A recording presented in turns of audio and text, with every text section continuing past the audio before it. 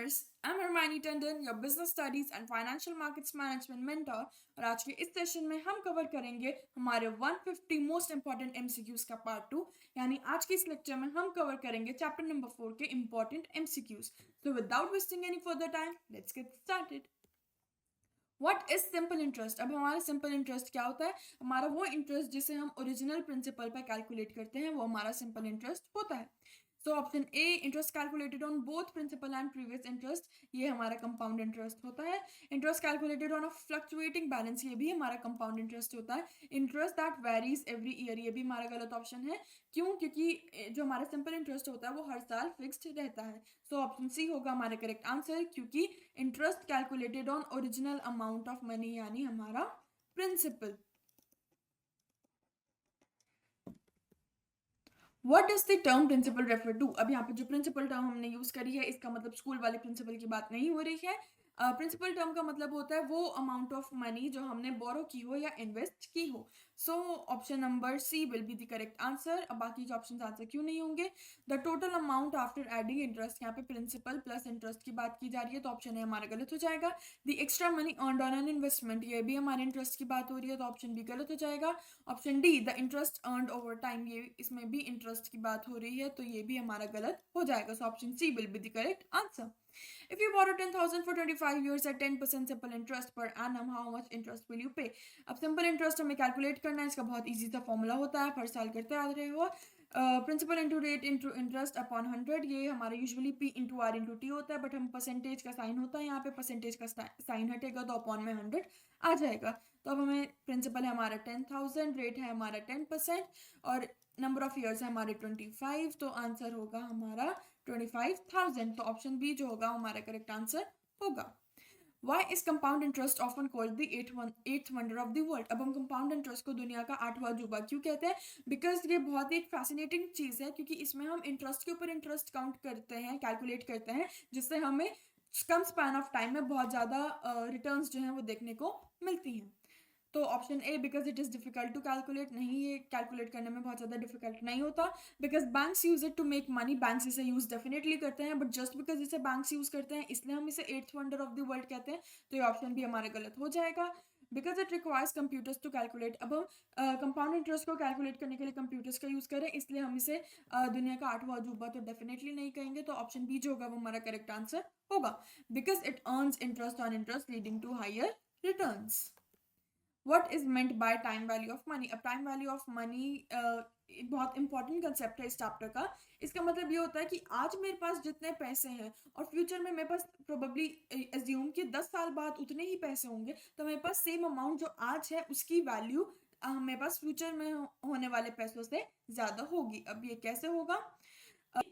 अब सपोज मेरे पास आज से 5 साल पहले 60 रुपीज़ थे और मेरे पास आज भी 60 रुपीज़ है। अब 5 साल पहले जो हमारी मैगी थी उसका रेट था 12 रुपीज़ पर पैकेट, और आज जो मैगी है हमारे पास उसका रेट है 15 रुपीज़ पर पैकेट।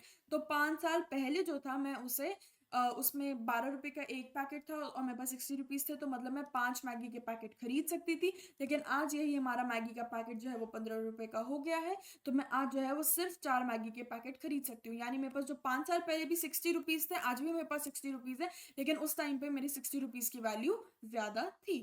सो ऑप्शन बी जो होगा वो हमारा करेक्ट आंसर होगा। Rupee today is worth more than a rupee in the future. Six, what is the fundamental accounting equation? अब जो अकाउंट्स वाले बच्चे हैं उनका ये क्वेश्चन बिल्कुल भी गलत नहीं जाना चाहिए। सो आंसर होगा हमारा ऑप्शन ए। हमारी जो फंडामेंटल अकाउंटिंग इक्वेशन होती है वो होती है assets is equals to liabilities plus equity. ये हमें हमारे बैलेंस शीट स्ट्रक्चर में क्लियरली शो होती है। अब इसमें ऐसा कोई चीज़ नहीं है एक्सप्लेन करने वाली, so I won't be giving you any long explanation. Question number 7, which ratio measures a company's ability to pay its short term obligation? अब यहाँ से हमारा शुरू हो जाता है क्लास 12th का अकाउंटेंसी का रेशियोज वाला chapter.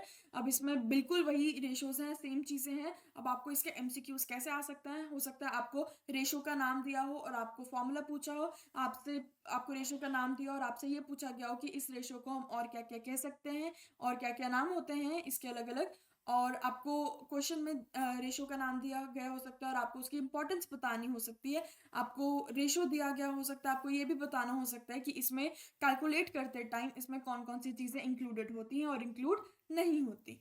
So coming back to the question, अब ऐसा कौन सा रेशो है जो हमारी कंपनी की वो एबिलिटी को मेजर करता है जिससे हमारी कंपनी जो शॉर्ट टर्म ऑब्लिगेशन है उसे चुका सके? तो इसका आंसर होगा हमारा क्विक रेशो। क्विक रेशो को हम कहते हैं एसिड टेस्ट रेशो भी हम इसे कह सकते हैं, और हम इसे लिक्विडिटी रेशो भी कहते हैं। तो अब इसमें मुझे एज और कोई एक्सप्लेन करने वाली चीज़ नहीं है। What is excluded when calculating quick ratio? अब क्विक रेशो को हम शॉर्ट टर्म ऑब्लिगेशंस कवर करने के लिए यूज़ करते हैं, तो इसमें हम उन चीज़ों को कैलकुलेट करते हैं, उन चीज़ों को इंक्लूड करते हैं जो फटाफट लिक्विडिटी जिनकी हो पाए, जो फटाफट कैश में कन्वर्ट हो पाए।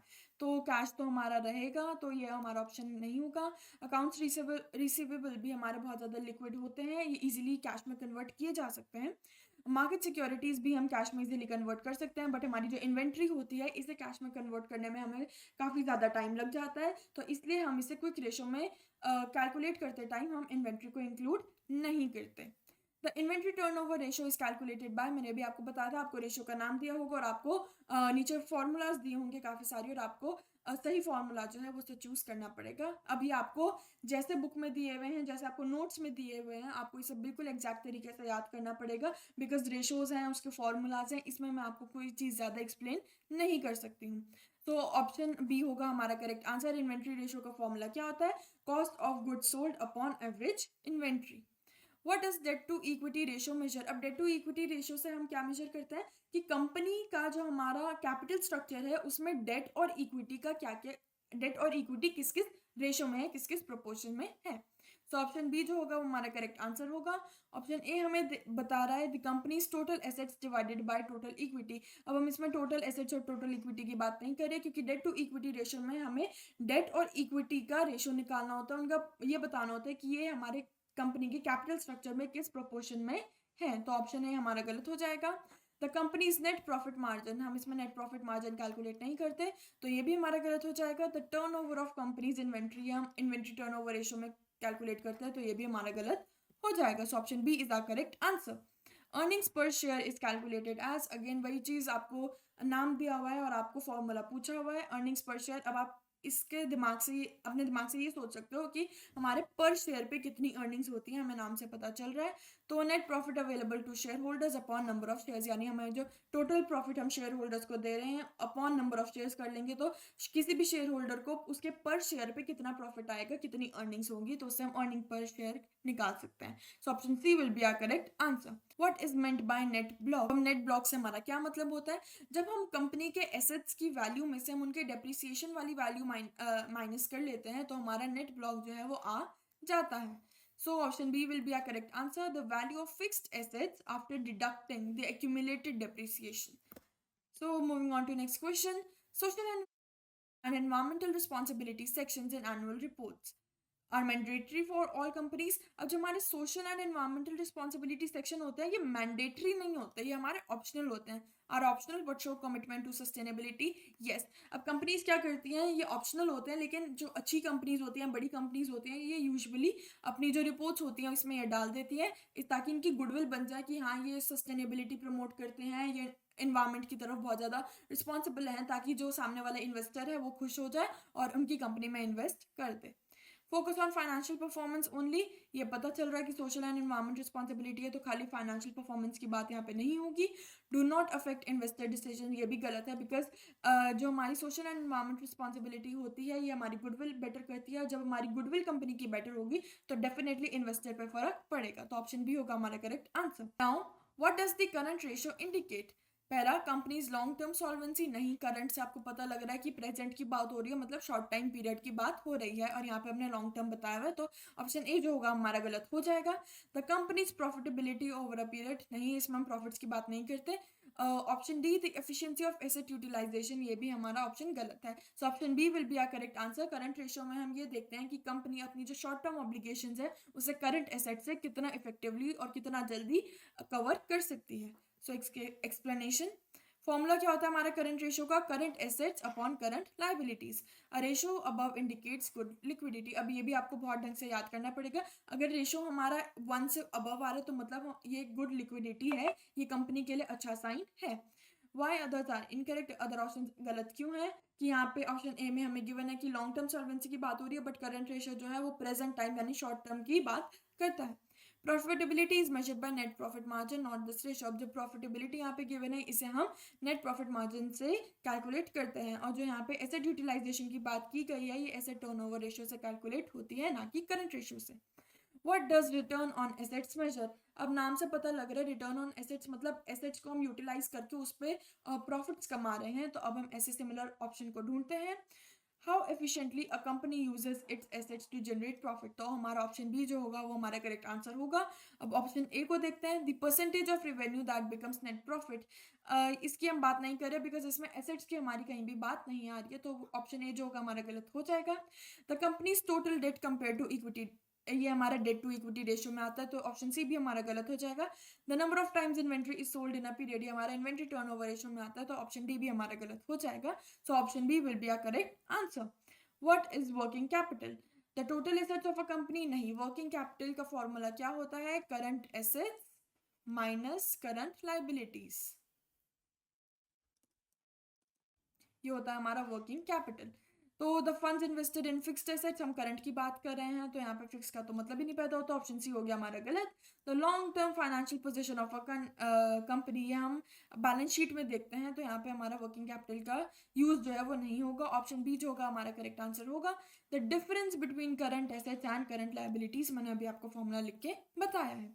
What does price to earnings ratio indicate? अब जो हमारा प्राइस टू अर्निंग रेशियो होता है ये क्या इंडिकेट करता है? अब प्राइस टू अर्निंग रेशियो से हम ये पता लगा सकते हैं कि जो भी हमारा इन्वेस्टर है, जो भी हमारा शेयर होल्डर है, वो अपने एक एक शेयर पे एक एक पैसा कमाने के लिए कितना पैसा लगाने को तैयार है। अब इससे हमें ये भी पता चल जाता है कि जो कंपनी है वो फ्यूचर में प्रॉफिट्स में जाएगी या लॉसेस में जाएगी, इसका परसेप्शन हमें usually price to earning ratio से हो जाता है, तो ऑप्शन बी जो होगा वो हमारा करेक्ट आंसर होगा।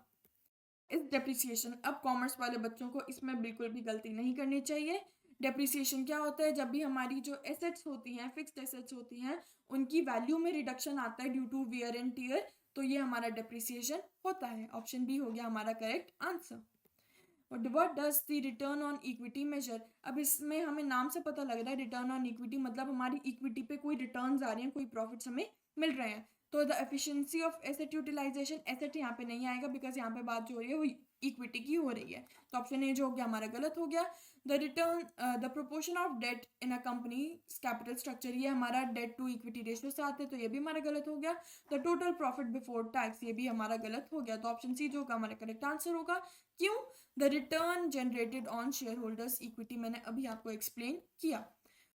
What does debt to equity ratio indicate? अब हमारा जो डेट टू इक्विटी रेशियो होता है वो क्या इंडिकेट करता है? पहले भी बताया था कि ये इंडिकेट करता है कि हमारी जो कंपनी है उसमें उसका जो कैपिटल स्ट्रक्चर है उसमें हमें डेट और इक्विटी किस रेशियो में देखने के लिए मिल जाएंगे।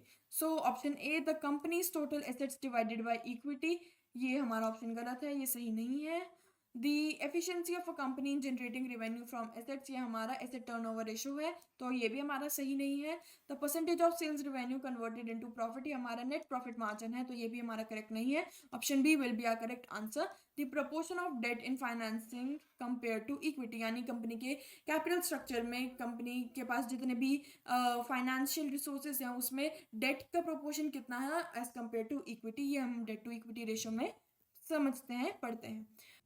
Now next question, what does earning per share measure? अब हमें नाम से पता लग रहा है अर्निंग्स पर शेयर मतलब हमारे पास जो शेयर्स हैं उसमें एक एक शेयर पे कितना अर्निंग्स, कितना प्रॉफिट हमें देखने को मिल रहा है, हमें कंपनी कितना एक एक शेयर पे प्रॉफिट दे रही है, वो हमारा अर्निंग्स पर शेयर हो जाता है। So the profitability available to each share holder, ये होगा हमारा correct answer. So option A is a correct answer. The total revenue of a company, ये हमारा गलत हो जाएगा, हमें अर्निंग्स पर शेयर की बात कर रहे हैं, टोटल रेवेन्यू की बात नहीं कर रहे हैं। The number of shares issued by a company, ये भी हमारा गलत होगा, ये हमारा इशूड शेयर्स होते हैं। The net profit percentage on sales, ये भी हमारा गलत डेफिनेशन है। So what is the cash flow statement show? Cash flow statement नाम से पता लग रहा है कैश फ्लो यानी कैश का इनफ्लो और कैश का आउटफ्लो, मतलब हमारी कंपनी में कैश का इनफ्लो और कैश का आउटफ्लो कैसा है वो हम कैश फ्लो स्टेटमेंट से जान जाते हैं। The profitability of a company, ये नहीं होगा, ये हमारा प्रॉफिट एंड लॉस अकाउंट में हम शो करते हैं। The financial position of a company at a point of time, ये हम बैलेंस शीट में शो करते हैं। The total revenue earned by the company, ये हम प्रॉफिट अकाउंट में शो करते हैं, तो ऑप्शन सी जो होगा हमारा करेक्ट आंसर होगा। The total inflow and outflow of cash in a company. Return on equity is calculated as, मैंने पहले भी बताया था आपको, क्वेश्चन में रेशो का नाम दिया होगा और आपको नीचे 4 फॉर्मूलाज दिए होंगे और आपको करेक्ट फॉर्मूला इसमें से चूज करना होगा। तो रिटर्न ऑन इक्विटी हम का फॉर्मूला क्या होता है, net income upon average share holders equity. तो ये ऑप्शन बी जो होगा हमारा करेक्ट आंसर होगा। What does the authorise capital represent, अब हमारी ऑथराइज कैपिटल क्या होती है, शेयर्स वाले चैप्टर में आपने पढ़ा होगा। एक कंपनी जितनी कैपिटल रेज कर सकती है बाय एनी मीन्स, वो हमारी ऑथराइज कैपिटल होती है। So option A capital actually received from share holders, ये नहीं, हमारी पेड अप कैपिटल होती है। Maximum capital in a company is allowed to raise, yes, option B होगा हमारा correct answer. Amount called up from shares, ये हमारी called up capital होती है। सब्सक्राइब्ड कैपिटल बाय इन्वेस्टर्स, ये भी हमारा गलत ऑप्शन है, तो ऑप्शन बी जो होगा हमारा करेक्ट आंसर होगा। Now next and the last question, which of the following represents a capital actually paid by share holders. अब इन चारों में से कौन सा ये बताता है कि कौन सी capital which is actually paid by shareholders. तो इशूड कैपिटल नहीं, ये वो कैपिटल होती है जो एक कंपनी ने इशू करी होती है। ऑथराइज कैपिटल वो कैपिटल होती है, मतलब मैक्सिमम कैपिटल होती है जो एक कंपनी रेज कर सकती है, तो ये भी गलत हो गया। सब्सक्राइब कैपिटल वो कैपिटल होती है जो हमारे शेयर होल्डर्स ने सब्सक्राइब करी होती है, बट इसमें एक्चुअली पे करने की बात इन तीनों में अब तक कहीं नहीं आई। तो जो कैपिटल जो हमारे शेयर होल्डर्स है जो एक्चुअली पे होती है वो होती है हमारी paid up capital. So, thank you for listening to this lecture. And if you have any doubts regarding this chapter or regarding any other chapter in FMM, you can comment in the comment section and we will try to resolve your queries as soon as possible. आपको strategy के regarding, आपको time management के regarding, आपको regarding अपने any other exam कोई भी आपको दिक्कत हो, so you can comment and हम आपकी वो वाली query भी solve कर देंगे. So, all the best for your preparation, all the best for your board exams, and bye bye.